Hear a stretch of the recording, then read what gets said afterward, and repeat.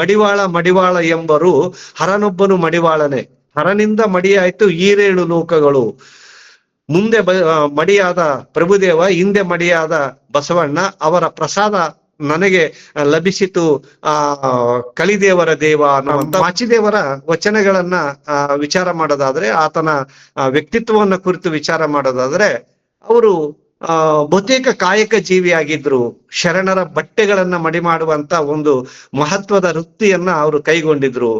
ಆ ವೃತ್ತಿಯ ಮೂಲಕವಾಗಿ ಇಡೀ ಕಲ್ಯಾಣದಲ್ಲಿ ಒಂದು ಹೊಸ ಅಲೆಯನ್ನ ಎಬ್ಬಿಸ್ತಾರೆ. ಒಂದು ಬಸವಣ್ಣನವರ ಏನು ಕಾರ್ಯಕ್ಷೇತ್ರ ಇದೆ, ಬಸವಣ್ಣನವರ ಏನು ಸಮಾಜ ಸುಧಾರಣೆ ಇದೆ, ಅಥವಾ ಬಸವಣ್ಣನವರ ಅಂತರಂಗದ ಶುದ್ಧಿಗೆ ಅಥವಾ ಸಮಾಜದ ಅಂತರಂಗದ ಶುದ್ಧಿಗೆ ಅವರ ಹೋರಾಟ ಏನಿದೆ, ಆ ಹೋರಾಟವನ್ನ ಕುರಿತು ಬಸವಣ್ಣನವರ ಧಾರ್ಮಿಕ ವಿಚಾರಗಳನ್ನ ಕುರಿತು ಮಡಿವಾಳ ಮಾಚಿದೇವ ಒಂದು ಅದ್ಭುತವಾದಂತ ಒಂದು ವಚನವನ್ನ ಬರೀತಾನೆ.